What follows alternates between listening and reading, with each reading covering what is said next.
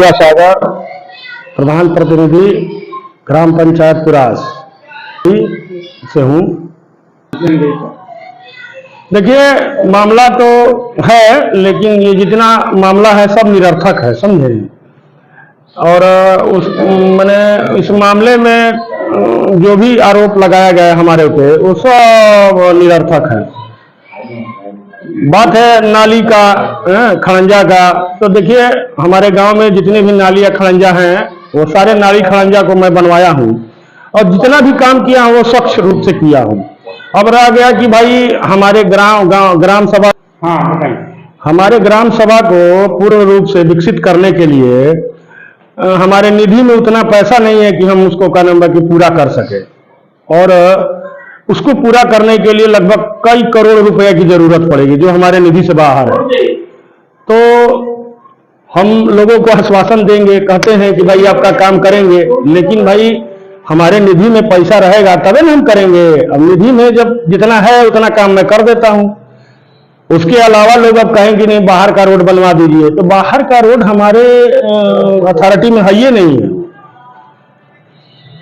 देखिए, विद्यालय पे हम लगे हुए हैं और विद्यालय पे हम चाहेंगे कि अच्छा से अच्छा सुंदरीकरण हो जाए, क्योंकि वो विद्यालय में हमारा आपका सबका बच्चा जाता है पढ़ने, और हम कभी नहीं चाहेंगे कि वो विद्यालय जो है कि नहीं जर्जर अवस्था में रहे। अभी देखिए वर्तमान में विद्यालय में हम शौचालय बना रहे हैं और प्रयास में लगे हैं कि ज्यादा से ज्यादा जो है कि नहीं उसमें हम कार्य कर सके, लेकिन उसमें भी ये बात आ जाती है कि भाई हमारे निधि में उतना पैसा नहीं है जिससे कि हम उसका सर्वांगीण विकास कर सके। सर्वांगीण विकास करने के लिए हम दूसरे से मदद मांगते हैं। भाई विधायक हैं हमारे क्षेत्र के, हमारे ब्लॉक प्रमुख हैं, उनसे हम बात करके रखे हैं और उन्होंने हमको आश्वासन दिया है कि भाई आपका कार्य जो है कि नहीं हुआ तो हम पूरा करेंगे। आवास के नाम पर धनुबाही की बात हो रही है। देखिए, अब तो ये बात कहने में की शर्त है, इसलिए कि आवास में तो हमारा कोई रूल ही नहीं है। आवास तो सचिव प्रस्तावित करते हैं और उसको ले जाकर के रोजगार सेवक जमा करते हैं।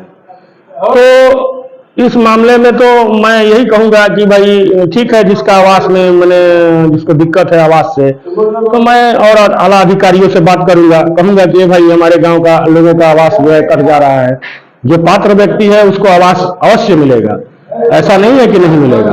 रोजगार सेवक कोई आपके हैं, उनसे कहा जाए रोजगार सेवक 30,000 को चल रहे हैं।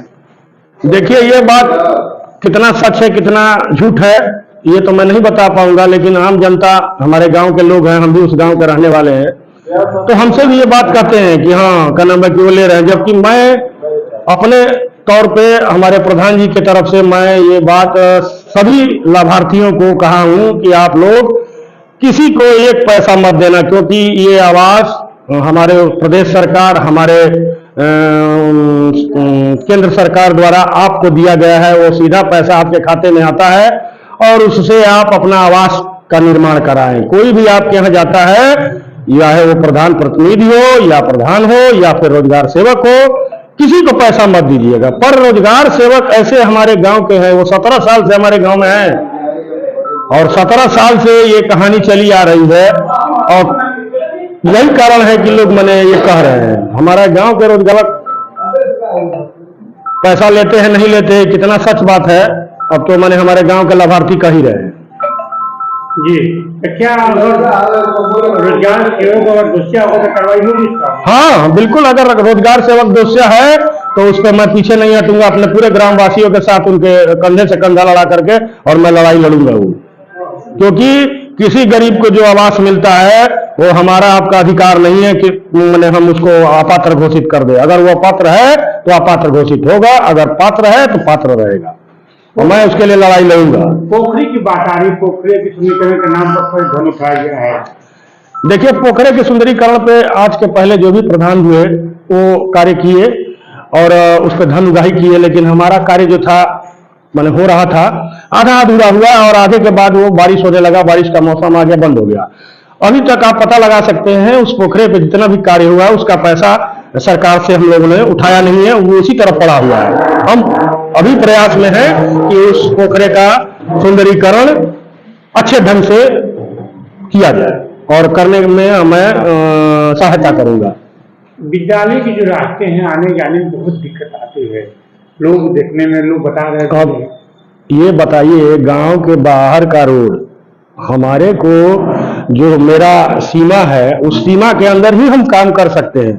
अब सीमा से बाहर आप कहेंगे कि गांव के बाहर जो रोड जा रहा है विद्यालय से निकल करके बरुणा स्कूल से निकल के जा रहा है, तो उस रोड में गड्ढे इत्यादि हैं, वो पीडब्ल्यूडी का वर्क है, वो हम नहीं कर सकते हैं, उस पर हम कुछ भी नहीं कर सकते हैं। हम अपने बरुणा गांव में या पुरास गांव में, पुरास के मठिया गांव के अंदर जो भी कार्य है हम करेंगे।